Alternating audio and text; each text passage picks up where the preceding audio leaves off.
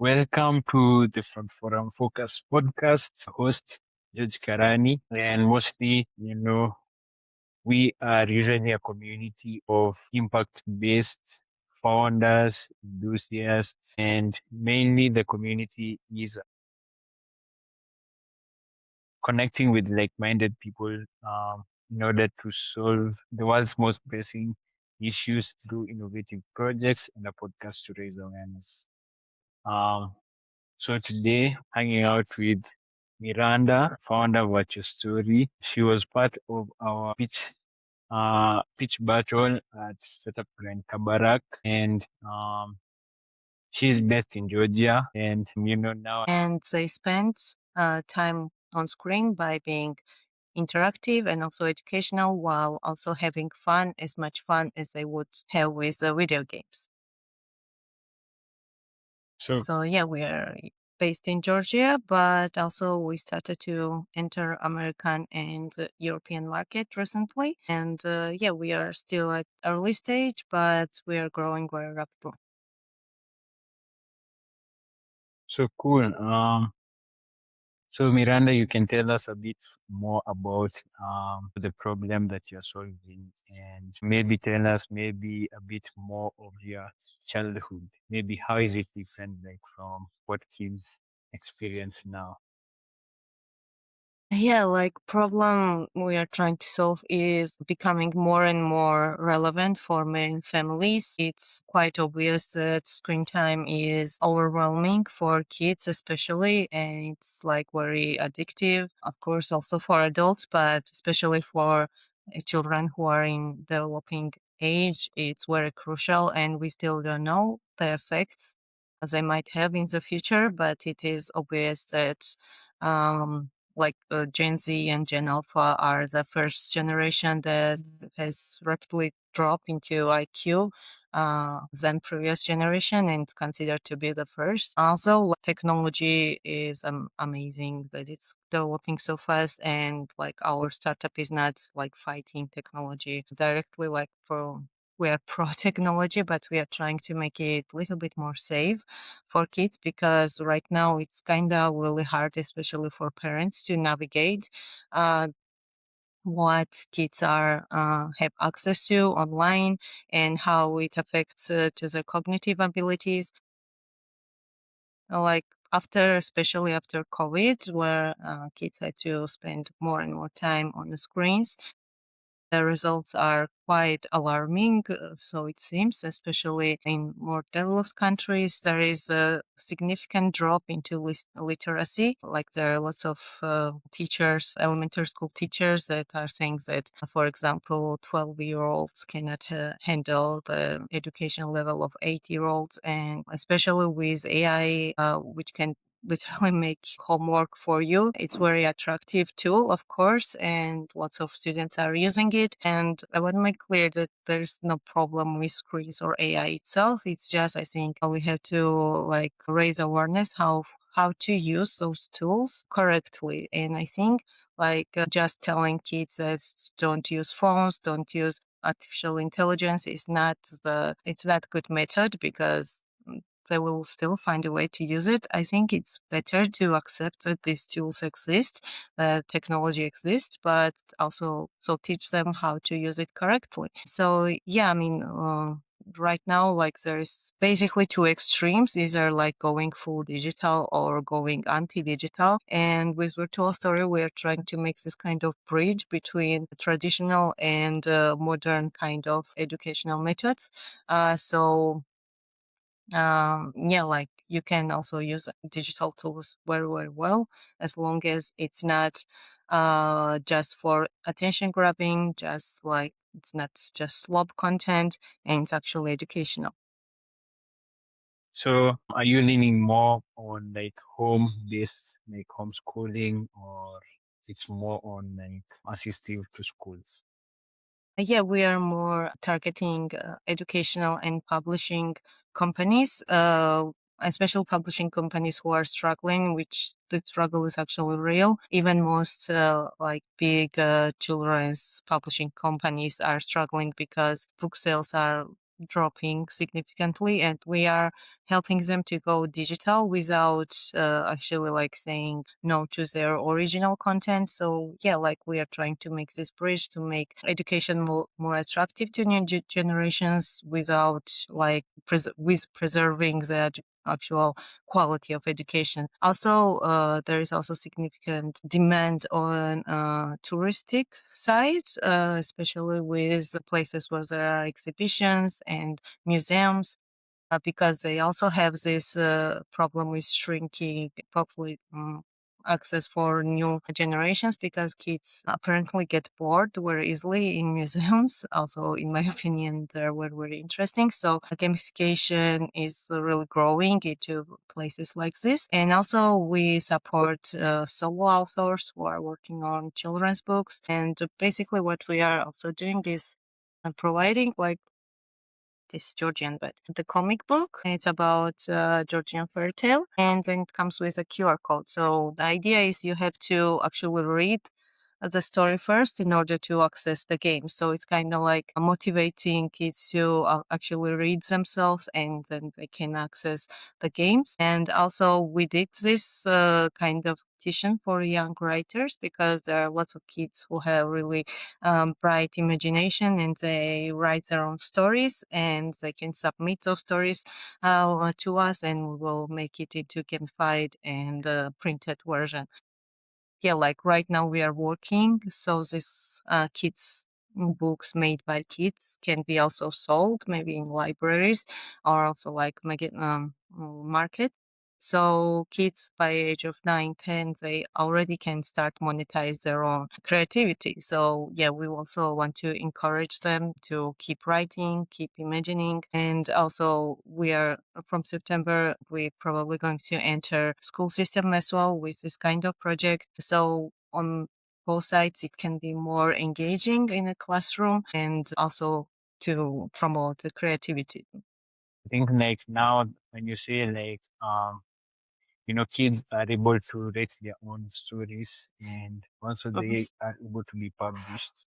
So I think that's like a new system of education. Even from my perspective, it's like more emphasized within like higher education where people just go and read for themselves. So, how do you see that being integrated within the current ecosystems of like education system, how they are going to examine kids, since now they're going to be using their also like their own imagination so that it can be also engaging for the kids. I think, and I'm not the only one, we do have researchers communicating with us in this case. Like education should not be only one-sided. It should not be like something that you just remember and like just to pass tests, because today that seems to be like main motivation of why even study, so you can pass tests. And it's kind of like not real education. It's just for to get some good scores, and in the end that might even stay with you. Like based on our research, education has to be two-sided. So what I mean by that is like kids or students also have to have space to explain and say their own opinion about what they think about this or that subject, about like, because that's more engaging. If you just give them some text and you just have to remember it, it's not engaging. It's kind of like passively educating. And the reason why actually the games and social media is so much more attractive than actual like real education is that it has impact. So you do something in game, you click something, and there is reward. That's rarely happening in school. You do like your homework, and there is practically no effect of it except of like not failing the test. So it's less fun. So what we're trying to do is bring this fun into education. So the games are like best example, like gamification and like entertainment is most effective way for education that has been proven by many psychologists. So for example, in our products, you just don't read with animation, etc., but you can also change the story, express your own opinion, like navigate the story by yourself, so you are more engaging in it. You start to think, you start to imagine, so that's where your brain actually activates, and you learn. That's how you learn the best, when you're actually engaging, whether if it's like literature or mathematics, or physics, doesn't matter. If there is some kind of engagement and storytelling, which is also very, very important, because human brains are wired to be interested in stories. And that's also rarely the case in traditional education. So storytelling is absent. That's why it's kind of much harder to remember anything when there is no continuity. So yeah, like what we're creating is not like tech itself, but usage of this tech in more effective way. Yeah, and I think that's really the most innovative side of your startup, mostly because now technology has pushed everything towards engagement. So that's how technology has challenged most traditional systems because if something is not really engaging, people won't really be interact with it. And also that comes into like daily activities. So how do you see that, impacting like current education systems and how are you like combating this challenge? Is it like something that is really, really affecting like teachers who are currently like dealing with current kids? It I think like it's quite obvious that the education system has to catch up, because like it has not been fundamentally changed for like I think 70 years or so. Uh, the technology is growing much, much, much faster. Yeah, like at some point, I think there's gonna be big changes in whole educational system. Of course, there have been attempts with different kind of ed techs already, but as the research shows, most of them kind of are not effective. I think the reason is that they just went digital, but the method itself has not changed. So, like, it doesn't matter if it's on paper or it's on screen. If the method is similar, that's not going to be effective. So, I think the methodology itself has to change. I mean by that to be like lessons to be more engaging, and kids today are so bombarded with information and all the like attractive stuff that when you bring them into like boring class, they find it very hard to pay attention, because like they can go home and play Roblox, which is much more interesting. So you cannot compete with that with just old way of education. Although the methodology itself has to change. And also, like, I personally don't think that kids today are less smart. I think they're much, much smarter and open-minded than any previous generation. It's just, it's so new. This technology is so new even for us, like older generation, that we cannot really comprehend how they're actually thinking. But we did many like testings and research with real audiences, and it's not like they don't want to learn. They really want to learn. Kids really like learning, and they are very curious. Like it's not like they don't care anymore. It's just you have to approach them in the right way that they understand. So when we tested virtual story in classes, engagement went like, I don't know, not 100, but I think 300%. They were really into it, because they were asked questions like, what would you do? What path would you take? And there is like this gamification part that they understand instantly. Like engagement was really high, and I think it's also really good for teachers, especially for who like find difficult to get kids' attention all the time. I mean, this really good tool. You can kind of like play it with your kids, play it with your students, and you will also have fun for sure. It's not like adults don't have fun with this, especially like what we understood during MF validation is that millennial dads are most interested in stuff like this because they enjoy playing video games with their kids. And our product is very user friendly. It's very easy to navigate even for adults and kids both. So it's kind of like really useful for family quality time. You both have fun and you both get educated and you can have discussion very, very easily. So that's why we're very confident that this method works and it could be very like useful even for after school programs, in school programs as well. Also, some creative circles that they have for kids because there are lots of circles after school programs where they teach how to make stories, how to write stuff. So I think that's one of the our target audience as well. And yeah, like our like also based on my personal experience when I was child, I learned those subject which like was fun, kind of like when teacher was kind of more engaging with us, and I really could not study anything that was just very distant for me from me, like I couldn't understand stuff. And yeah, like I think as long as there is fun and there is entertainment and storytelling, there is no school subject that is like fundamentally boring because like if education is understood correctly, it's very, very fun. And that's what we are trying to do with our project to make approach more fun and interesting, and then it will go like naturally.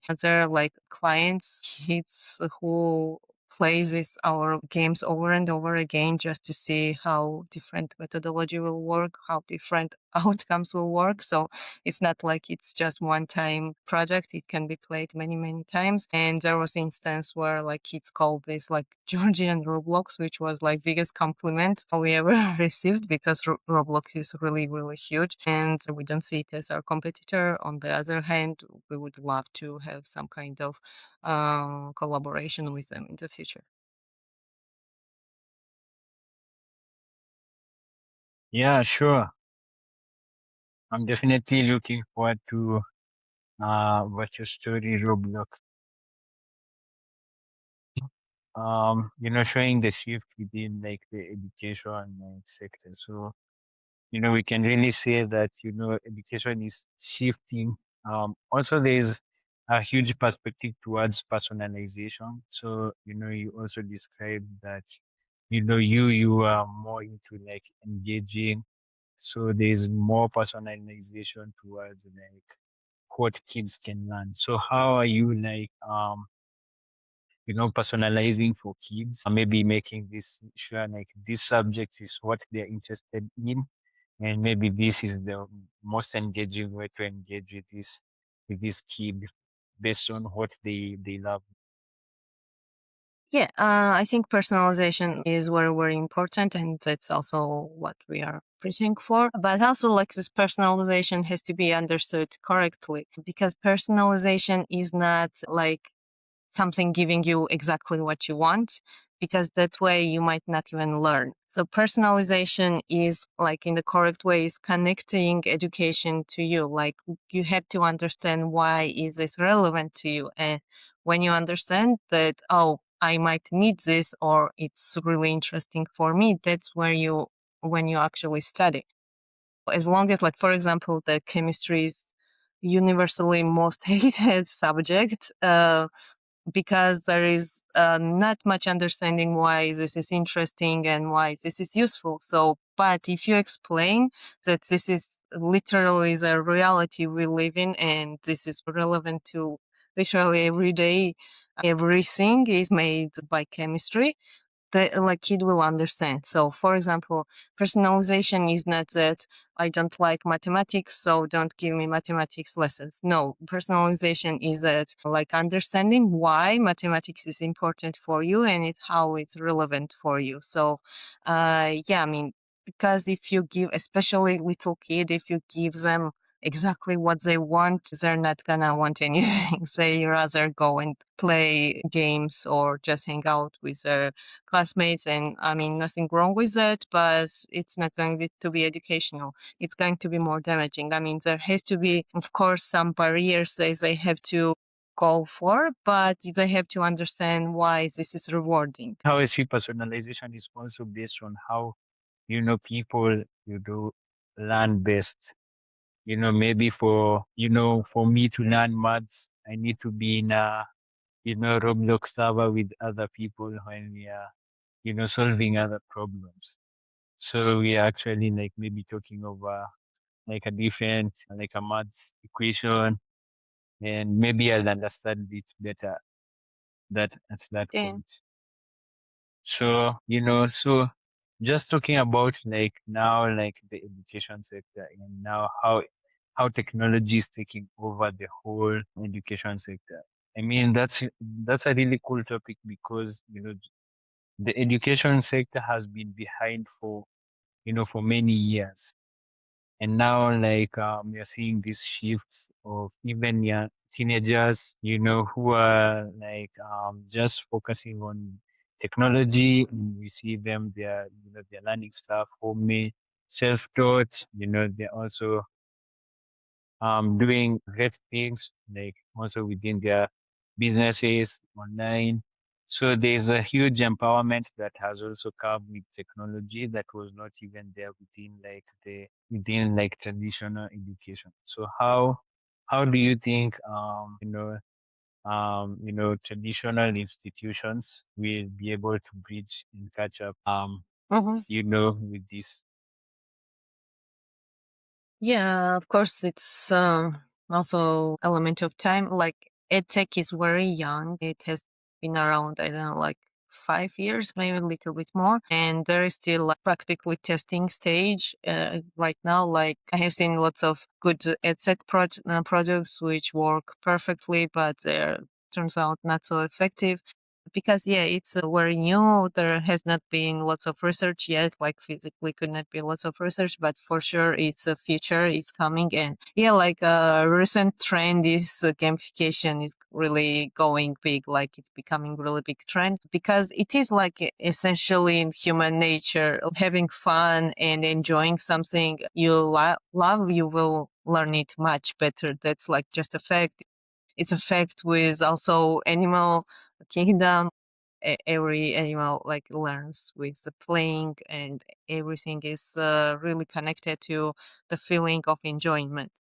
So for a very long time, this academic, and also I remember from my childhood as well that there was this stigma that education should not be fun. It should be like your responsibility, something you might not really like, but you have to do. So I think that had really negative effect on many like people from my generation because that stigma like made us hate school, made us hate education and resist it. So like it was separated like fun and education was totally like opposition. So I think this technology is really good to correct that and to actually make like students like what they're doing because there's no more effective way than that. But it also has to be done in a effective way, like just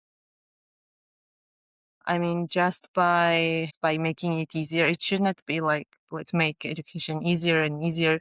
I think that's exactly what happened with American educational system. Like the rest bar were very low, so now there are some negative effects of that. That kids who can't handle their own level are still graduating, like other kids who are learning well. So I think that's also unfair. I mean there has to be some like middle ground of it. Yes, education should not be hated. It should be fun. Um, since technology has empowered so many people, like the reach has been so good that even like now a person with in a remote area can get like a niche skill within their own area. So what's that value and how will it be, measured since it was just measured through like certificates in the last time. Like now people are self-focused.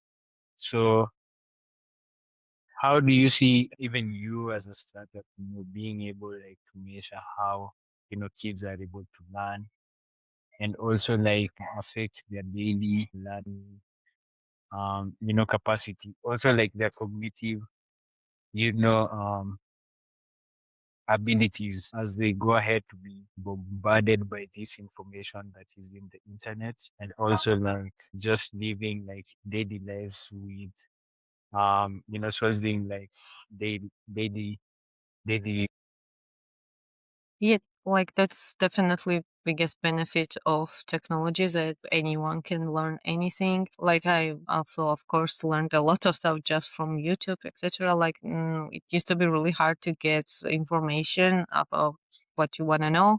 You had to ask your grandparents, etc. Now you can just find it like in seconds.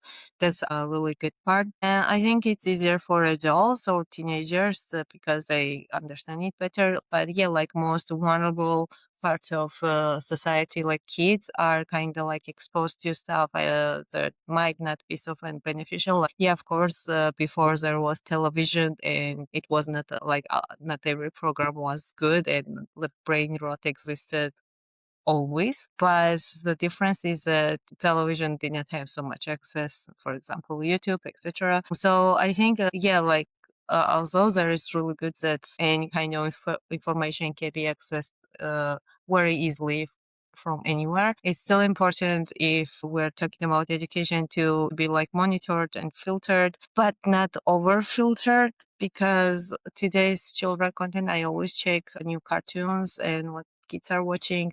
I think it's over sanitized, and that's something that I don't think it's really good. Like, yeah, I understand mental safety and everything, but it should not be like too overly, how to say, sanitized, like too nice, too good, because it's kind of like it's dumbing you down if you are not exposed to some real stuff, real kids can handle much more realities than parenting. And that's actually one of the things I think many EdTech applications misunderstand, that it's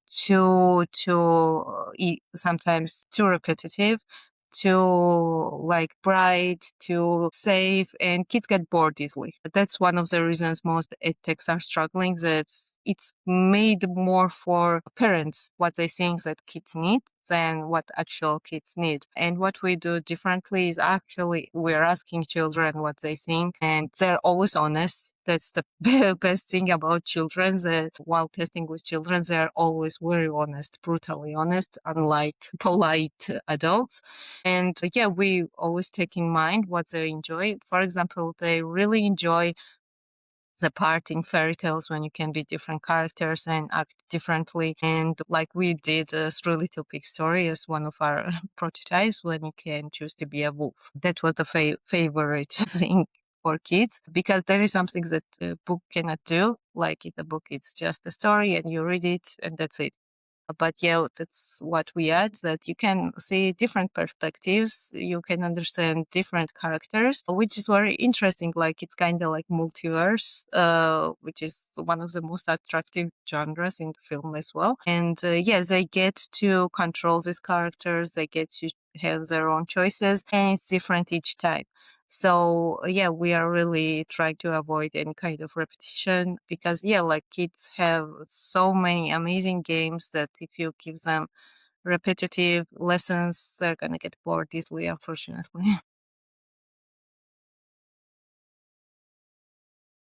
Yeah, sure. I think it's just because technology has made it super easy for the kids to make the decision, for them to see this is what they can handle, this is what is engaging to them, this is what is interesting.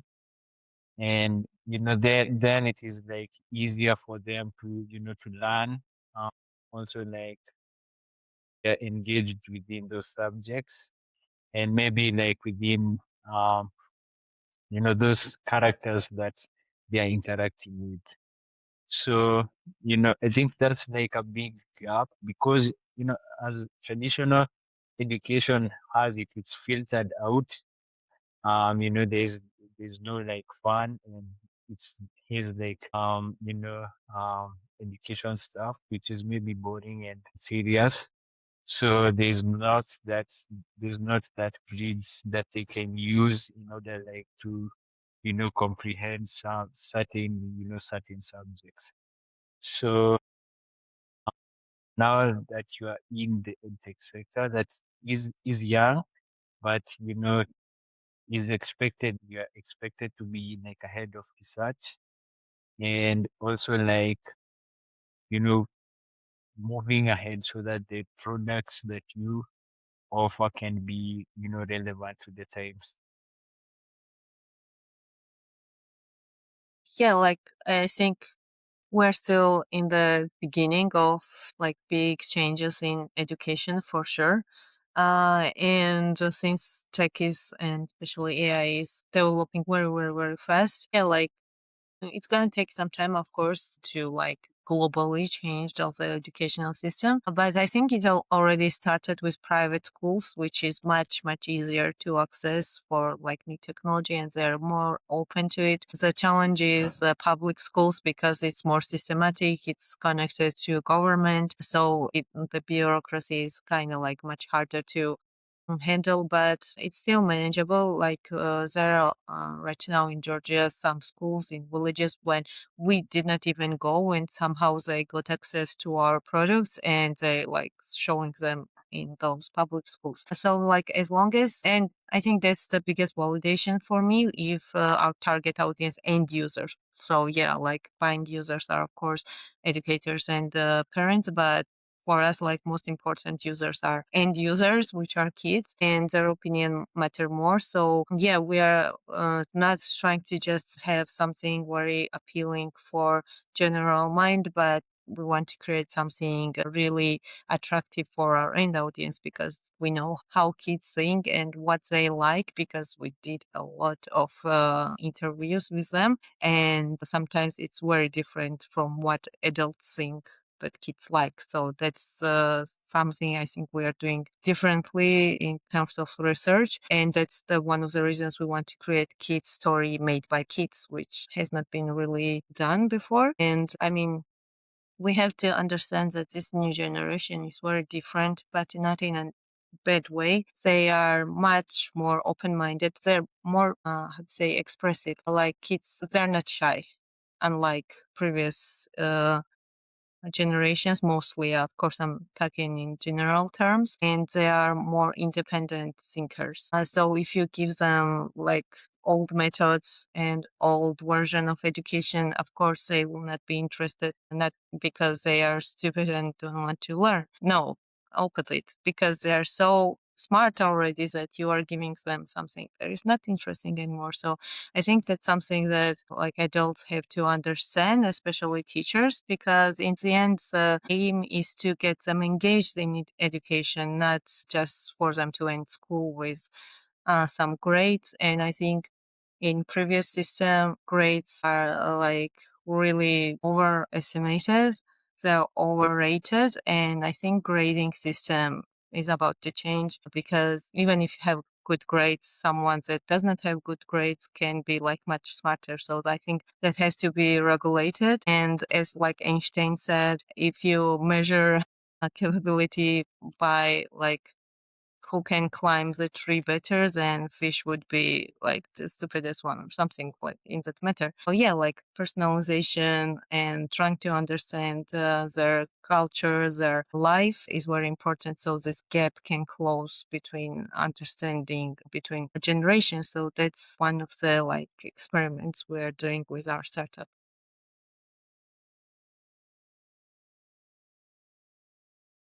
Yeah, really cool answer. I think you mentioned something really nice about like culture, understanding culture, lifestyles, and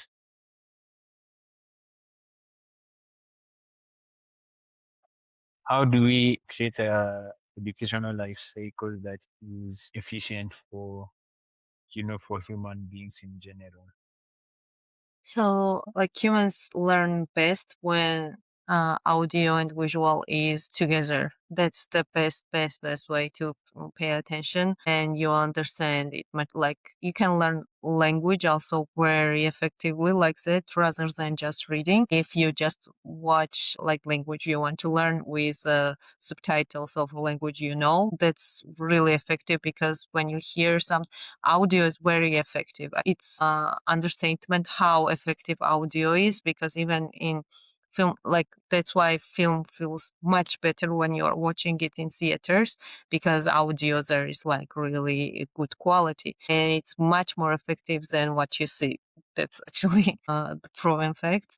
That's why we are also doing this gamified and animated version because then you can see read and hear at the same time. That's best way to get attention from anyone, especially if like visuals are is good quality and audio is good quality. So I think like watching videos, watching films, yeah, there have been around, but not in many schools. There has to be like become the part of educational system, because like this generation is already doing that all the time. They are at the screens, so you have to use the screens in a beneficial manner, not just, it should not be labeled as wasting of time, and like you should not just like take away from phones from kids, which will work very hard and it's not going to be effective in the end, just to get their attention. So you should not like be screen police just to like force their attention. You should give them something so interesting that they will want to learn themselves. They will want to read themselves. So I mean, it's not so hard in reality, but it's like still stigmatized that if it's a screen, it's bad. If it's a phone, it's bad. And it's not like that. I mean, we should not close our eyes and avoid that our technology exists, it will exist, it will not go away for ever, I think. Mm, y- you have to adapt. We have to adapt to it. And yeah, I mean, it's good. Technology is not bad. It's really, really good.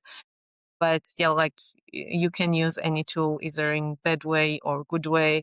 Like for example, knife can be used to cook and it can be used to harm someone. So it's same with technology.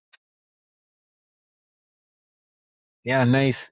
Um, Nice analogy too. So the thing with technology is just how much valuable time is. Like if you see like um how fast time moves, maybe when you're on social media, or maybe when you're in, like you do scrolling, maybe like 30 minutes will move on like just a minute. So I think it's just it's highlighted like how you engage your brain, towards things that are meaningful to you. That's like the life cycle where like education tries to, put you in, and like that's how you're able like to get maybe these kind of skills.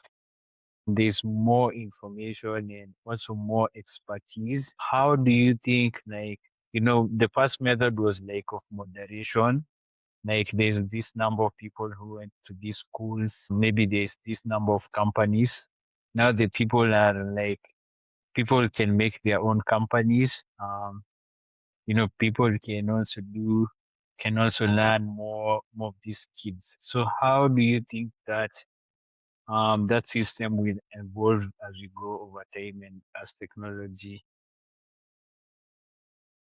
Yeah, of course, yeah, doom scrolling is the big issue with many people. But like, I think the best solution for this is to create something more interesting than scrolling, and create something like, yeah, I mean, it still gets you really tired, and many people are already like realizing that they don't really like to doom scroll so much, and it's kind of have its own life cycle. It's not gonna be like forever thing, I think. But yeah, like best thing to do is like create something alternative, which is also educational and has bigger value. And yeah, like then kids are going to choose themselves. That's why I'm saying that it's not like kids are lazy and don't want to learn. It's definitely not that.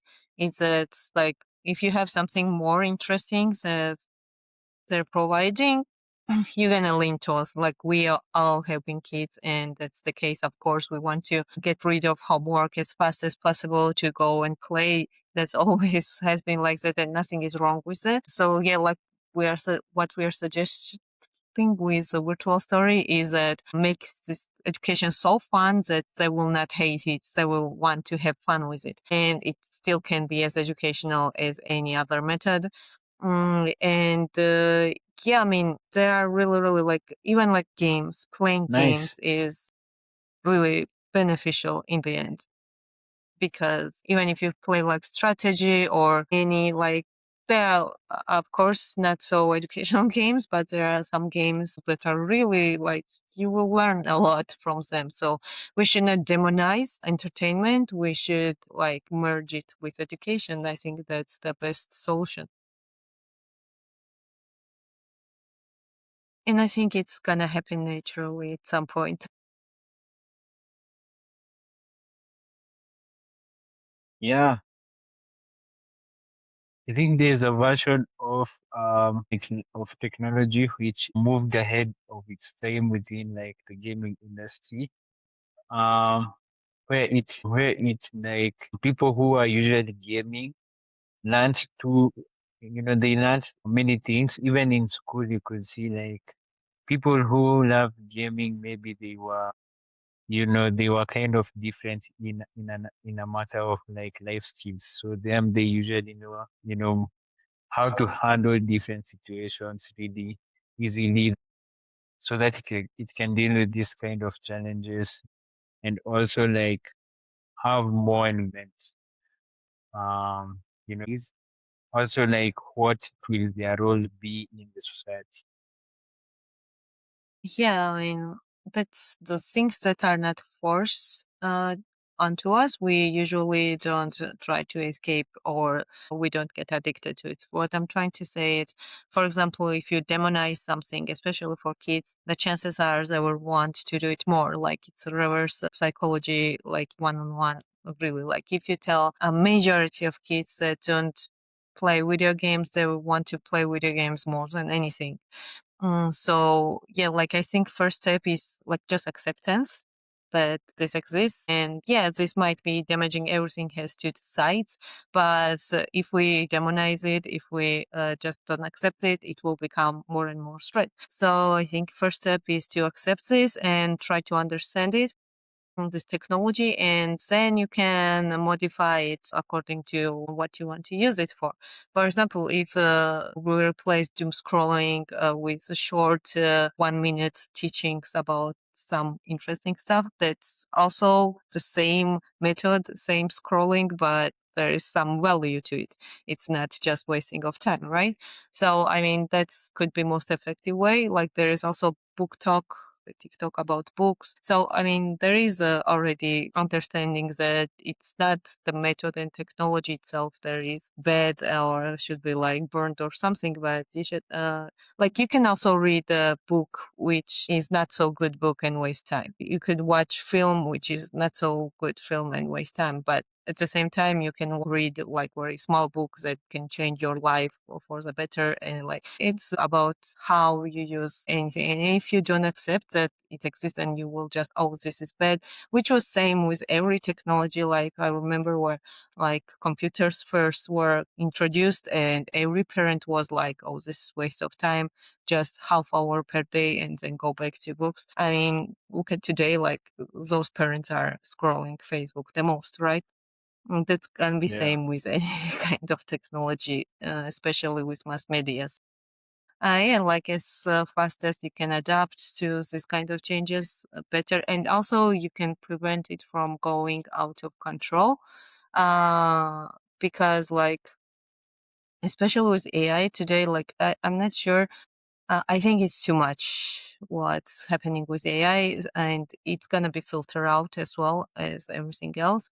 And only like most useful tools will stay. It's my opinion. And like you should not like overdo stuff, because I've seen lots of videos with graduation speaks, and wherever the speaker mentions AI, everyone is booing at them because like it has been too much mm, how to say, promotion for AI, and it was very very early to try to replace people with AI. I think that was really bad mistake, because now it's becoming kind of like too much. You should not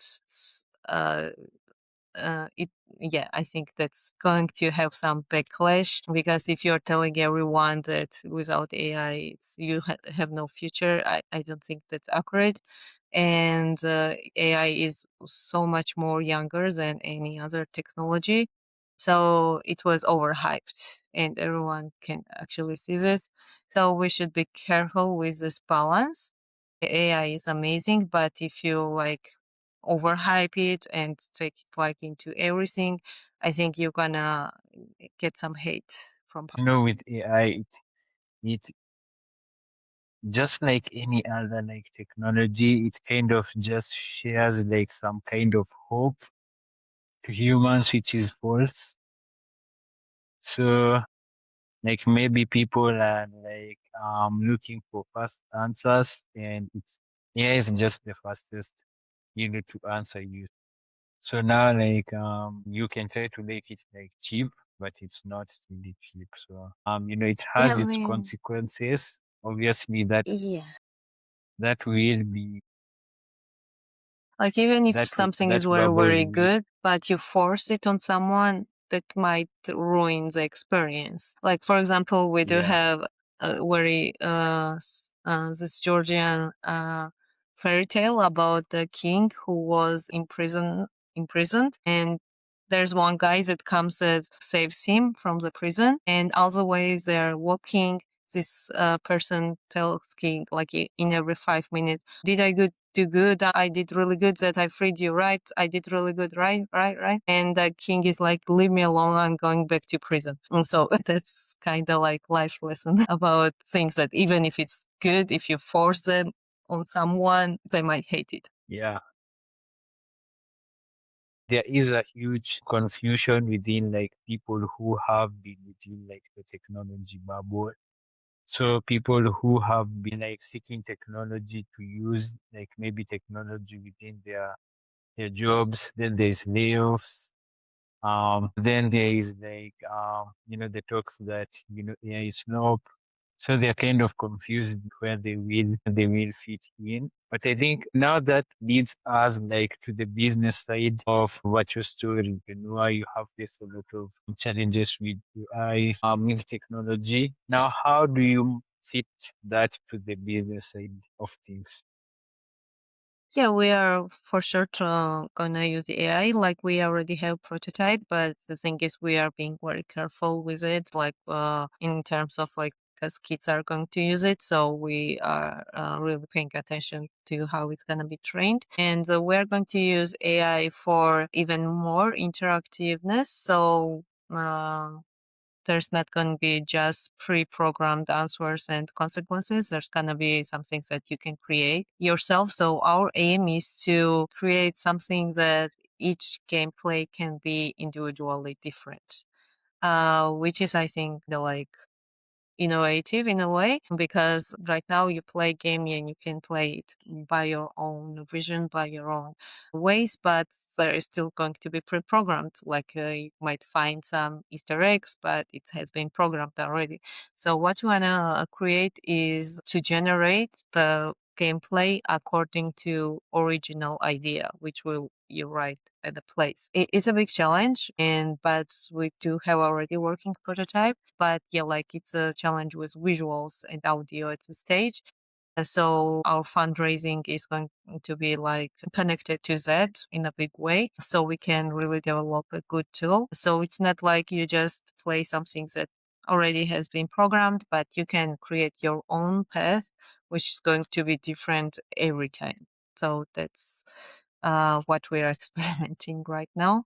And yeah, like we see AI is very, very useful tool. It can also do analytics of how do you view this story, how you understand the story, and how well does it align with classical idea about the story or any like other educational material. So yeah, I mean, it's going to be kind of your assistant through storytelling, but it will also allow you to create your own unique personalized world, which is like crazy, I think. And yeah, like that's might be very, very interesting. But of course it's important to it to be like safe enough for children. That's why we are being very careful. With AI and AI bubble, how have you been going? Yeah, like I think right now how it shifted in one very short time is that like it went from everything has to be AI to okay, we get that there is AI everywhere already. But now, what is unique about your AI tool? Because there have been, I think, lots of AI startups which are really not unique, but kind of doing same thing, but little bit differently maybe. So that's because the market got oversaturated with AI startups. I think there's gonna be now new steps. There's gonna be a new bar. So it's not like about like it's not news anymore. Everyone has AI, but how you use this AI in the effective way, that's going to be new challenge. But yeah, like competition is going to go crazy, of course. But I think how Virtual Story can fit into that is that we are not competing with AI slow. We are not competing with how fast or how cheap this method can be. We are trying to do something more social impact oriented. And it's not going to be just because of hype, but because of its the problem itself, what it's solving, because this problem is growing, it's not shrinking, and it's going to be much, much bigger. So I think we are preparing for perfect timing, and I think that's going to be like very fast in near future. And so what I want to say, we're not competing for grabbing attention or grabbing as much like hype as possible, but we want to do something more like valuable fundamentally itself. It will be funny, like, to see the slope for different companies. So, so that will be something really interesting because I think there is a lot of AI slope maybe within like the smallest like 2 years there has been increased AI slope. So, so next question, what has been the craziest thing you have had to figure out as a phone? Craziest thing. I think craziest thing I figure out seeing is everything I experienced during being in Silicon Valley because like I come from Georgia and it's more like European mindset. It's totally different than American mindset. And it was really crazy how different approach startups use it. Like even in pitching, even in pitch deck, it's completely different from what I learned in accelerators here. And yeah, like what kind of mindset and what kind of attitude is liked there, it could be like totally opposite on in Georgian market or European market. So yeah, I think that was really culture shock, but also yeah, it made sense in a bigger picture. Yeah. So do you have like an exit strategy? The perfect exit strategy would be if we get acquired with a company that has similar values. That would be, I think, the perfect. Yeah, like I'm not one of the founders who cannot exit because they want to build it forever and ever. I mean, of course, we will continue to build until it's grows. But yeah, I mean, I think exit strategy is you have to decide what exactly you want to do. Like for me, most important is that this solution exists and it will continue to exist. And if there is someone who can manage it better and help it grow bigger, I think that it's going to be kind of selfish if I don't exist. So yeah, for me, that's most important. And yeah, like, even if I exist, I can start new stuff, no problem. Like I do occasionally get different ideas. So yeah, I mean, that will be a perfect exit strategy if someone responsible and bigger is a bigger company takes care of it and even helps it grow. Why not? Yeah. So, you have been to Silicon Valley, being also like now you are joining like you're joining the founder games. So what's one thing that you have seen like people assume about founders that is completely wrong? Well, founders are many people and they're growing. Like there are so many founders today. It did not exist a couple of years ago, and startup itself is something like new subculture itself. I mean, there are as many opinions as their founders, I guess.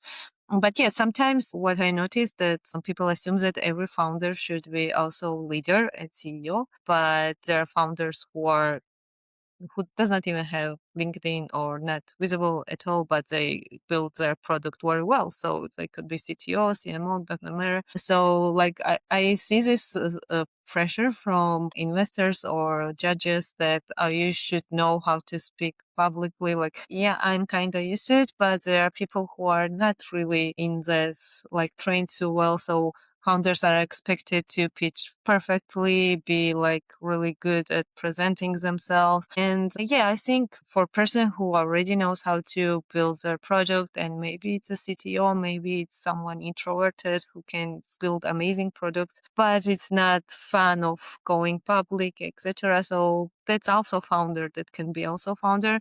So yeah, I mean, you for sure, like having team is very helpful. You should have one person who can be really good at presenting, maybe not building so well, but good at presenting. Both are important. But yes, there also might be founders who don't really like to be in public, but can build really good solutions. Nice. And you know, what has been your biggest challenge? So biggest challenge was the beginning, because this was not designed to be like, it was not like I want to build startup or I'm going to build the virtual store. It was opposite. It was a passion project which I presented on hackathon, and we won that hackathon. So after that, it kind of escalated to this business model, etc. So yeah, that was, I think, biggest challenge, to understand how to build startup and how it's different from like classical business or some projects. And yeah, like to adapt to this ecosystem, which was completely new for me, since this is my first startup.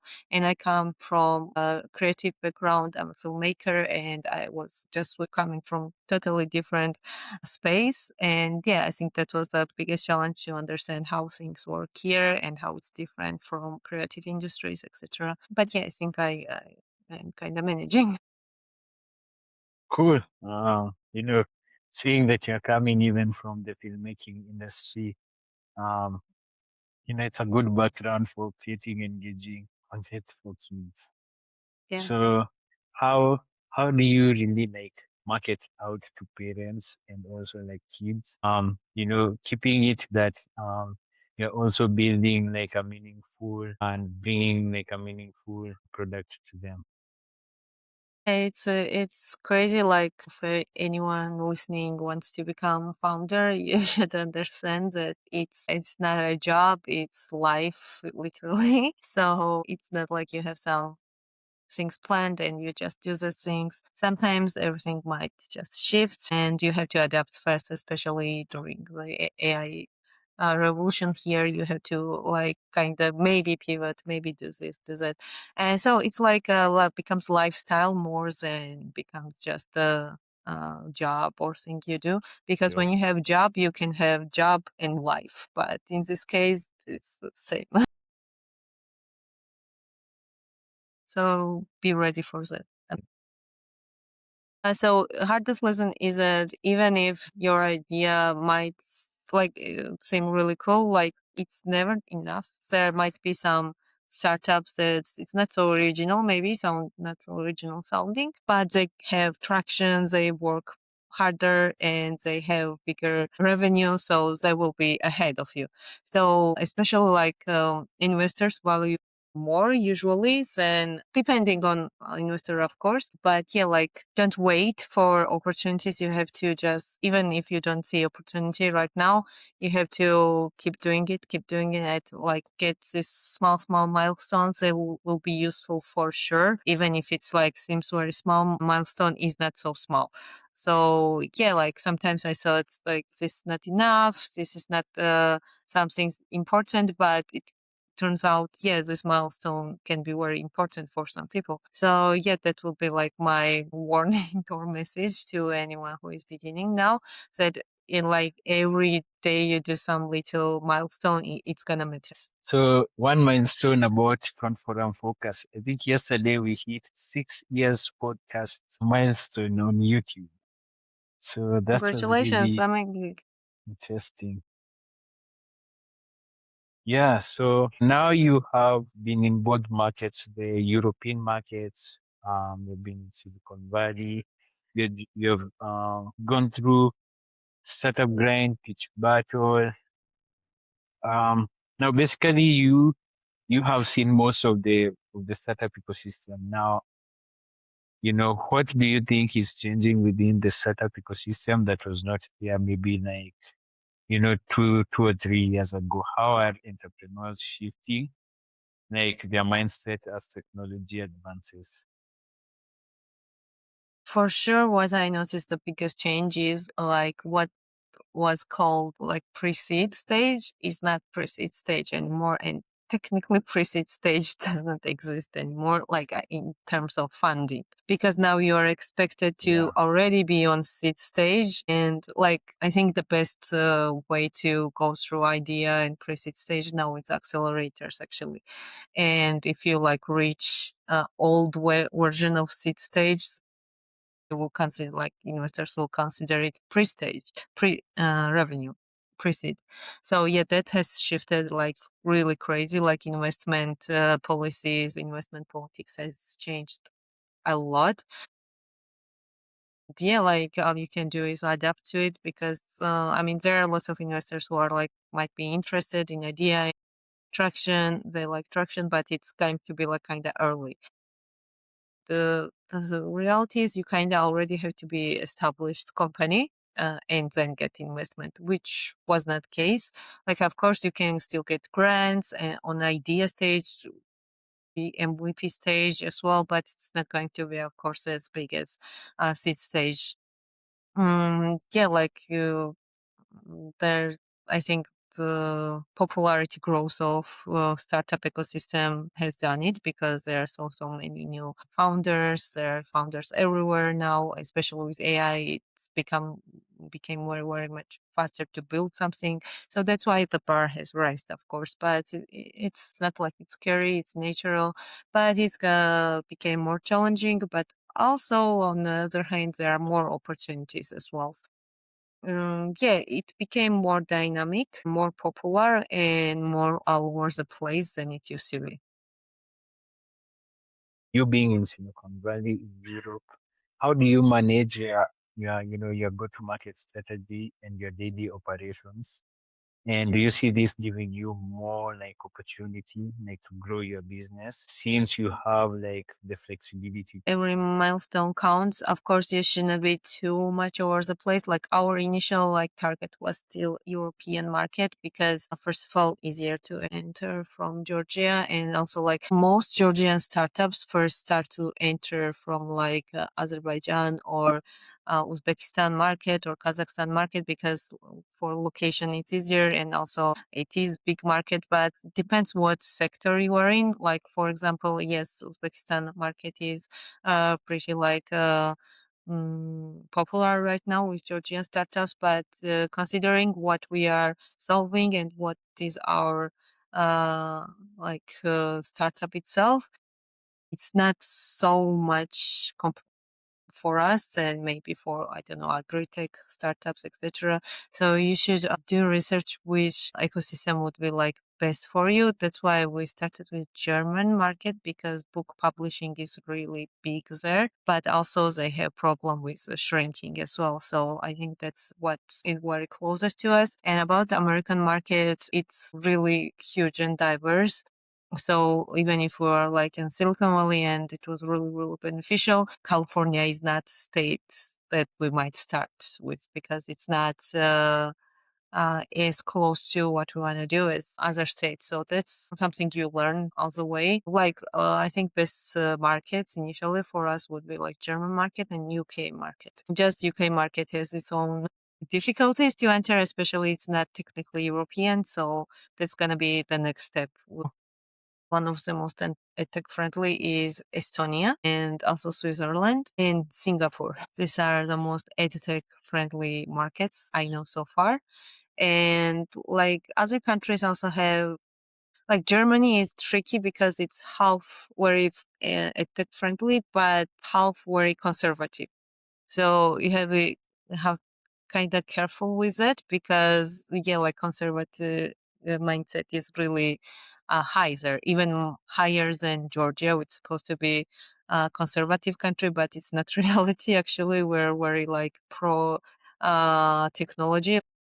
Georgians are adapting very fast, so also in schools, it's not a problem, whether in some countries that might be seen as a red flag. So yeah, you have to be very careful with it. But at the same time, I mean, as long as you prove the value, even people who like hated tech will understand its value. So yeah, that's the sales and negotiations are like biggest skill you need in startup. Like you have to talk a lot, network a lot. That's like a full-time job. Do you think that being in the edtech space are usually like affected more by like, bureaucracy and also like, politics, Yeah, um, for sure. in terms of just the regulations around educations within different regions? So are you also Mhm. planning to, move up to markets like Asia also? Yeah. Mhm.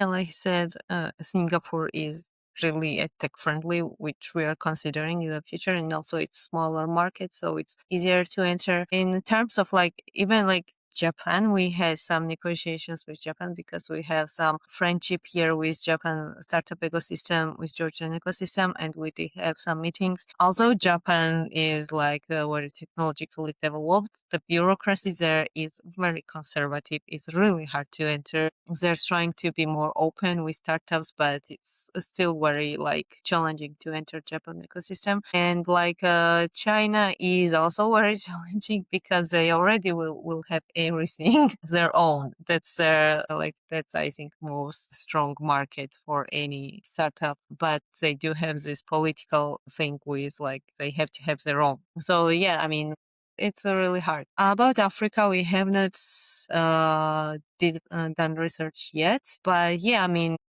from the next stage, when we reach its stage and we are confident enough that we can enter another ecosystem, we'll for sure try to do research there as well. But we did have some suggestions from MENA region, like especially Qatar, because edtech is very, very valued there. They have like big budget for edtech and they're trying to make their startup ecosystem bigger. And this happened recently. So we are kind of we're invited there as well, but we're kind of waiting for this political situation to go down because it's literally dangerous to travel now with airplanes. So yeah, politics and bureaucracy has a super big effect on startup ecosystem in lots of segments, including edtech. The MENA region is really growing. We can see like how it's growing within like its technology. That's really like a cool market to explore. Um, Indian market is full of opportunities, not so hard to enter at all. yeah, Yeah, some markets are harder, I think good like markets.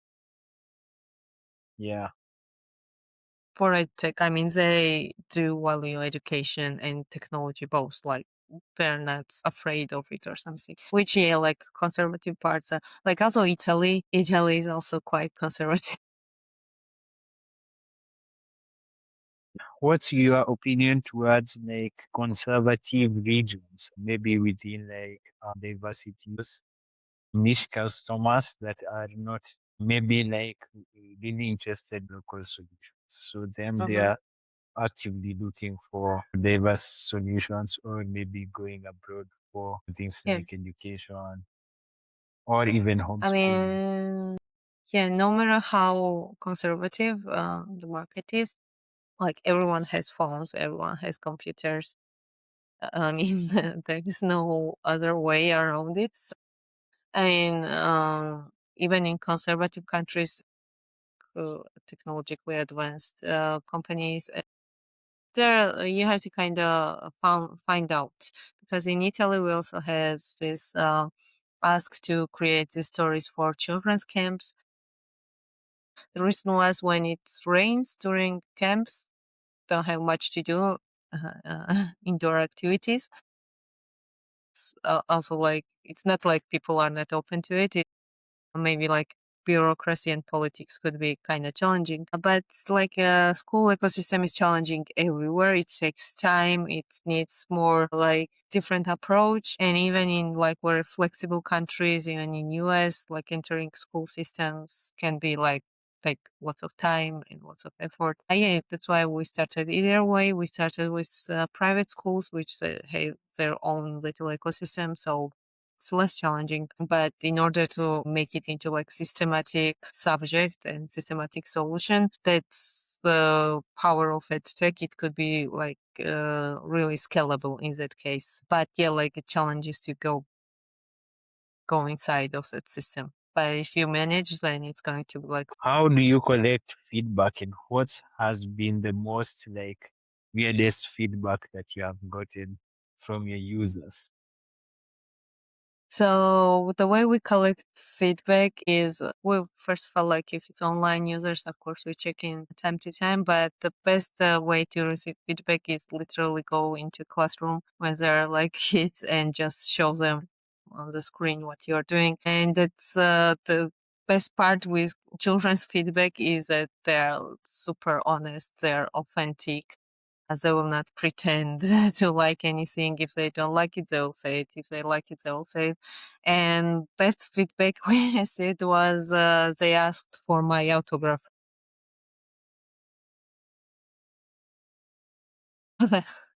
They liked it so much Nice. that asked for autograph. So I think that that's the most honest expression you can receive, and that's what like that's the biggest motivation to do virtual story in the first place. What has been the biggest risk you have taken as a whole?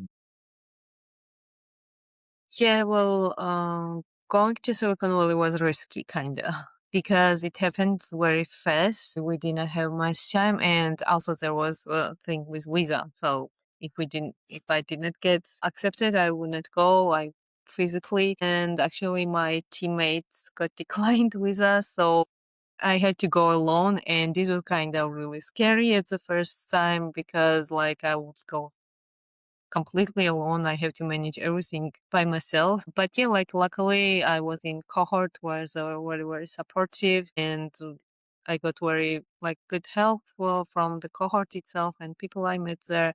So yeah, I mean, it felt really risky to go alone and leave everything else to a team here.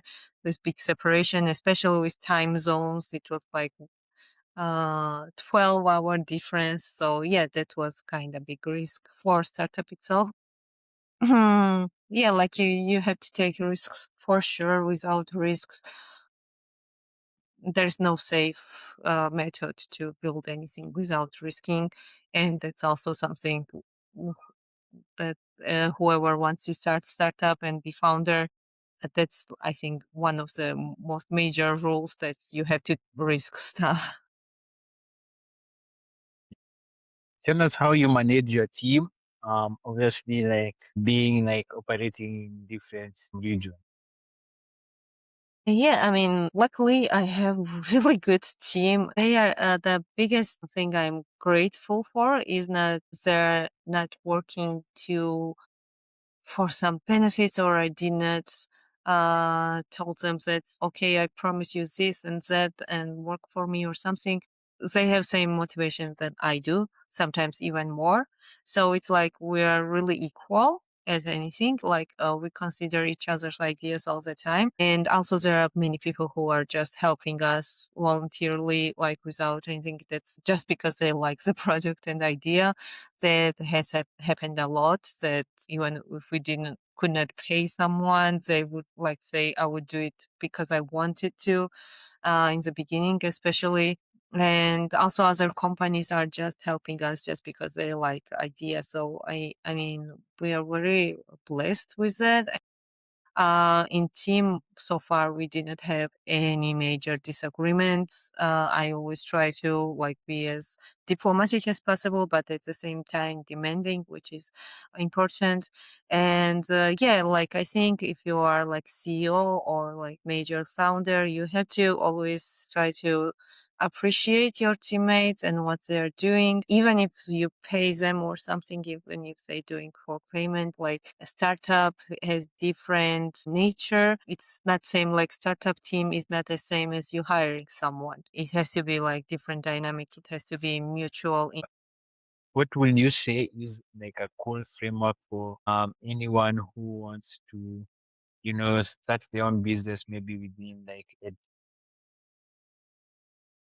Yeah, first of all, it has to align with your interest. Don't start startup just because it's a popular segment, just because it's hot, but you're not really interested. Don't start startup just for quick prize or quick money grab or something.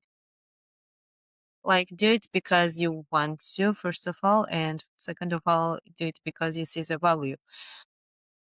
Yeah, like there's no such thing as just doing something easily and that's it. Yeah, you might get lucky at some point, but also like you have to figure out what do you want to do and why. So, for example, like maybe there is like I could start crypto company or whatever, but it would not be aligned with me. That's why I started this one. So yeah, like you will have hard time to start something you don't really like, you're not interested in, and you will not continue to do it for a long time. So try to find something you really enjoy or have knowledge of already, and start from there, because passion is very important in startup. Sometimes passion is all you have and that's what keeps you going. Yeah, I mean, it's we're connected to my major profession, filmmaking, which is technically storytelling, and I'm kind of doing what I know, but in a format of games. So it's not so far away from each other. Films and games are very similar. And yeah, that's what the major thing it keeps me going, that I like what I do. I like my team members also doing this out of their passion. Like my co-founder Waja is a painter, a professional painter, and he's an illustrator here. So it's like we're also developing our skills by each product we make. And our CTO is dream is to become full-time game developer. So we are doing it first of all for ourselves and also at the same time for people who need this kind of product. great. If your startup was a kids film, what lesson will it teach at the end of the film? So if our startup was a kids film, it for sure would be a fairy tale. It for sure will be something adventurous, and it will teach. I would love it to teach kids that you can also create something on your own. I think it should be something inspirational, because like we have seen what kids can write. So we had this competition and they submitted their own creations, like, and it was literally taking picture from the notes. So it was actually writing of the kids, and that was like masterpieces. Kids are super smart. We have no idea how smart the kids are. Like imagination is like amazing what they can do, and also they're honest. They don't trick you. They don't do something out of other necessities. So I think what has to be courage is to like don't abandon this gifts they have. That's why we want to encourage them, because even if you don't become writer or storyteller or etc., it's still gonna to be beneficial for sure, because it's something that's your gift. When this gift and talent is not appreciated, you might not pay attention to it, especially when you're a kid. So it's very important to feel appreciated. Yeah, like that's what we want to create for children as well, because like they are geniuses in new generation. They just need to be appreciated enough so they continue to be themselves. Come to the podcast. Thank you for invite. Really excited for what your story and where you're headed. Um, I'm really interested to see where you guys go next.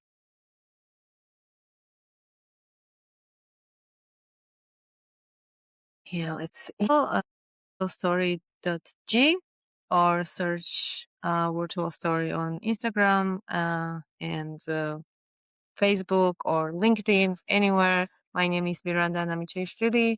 You can reach out to me.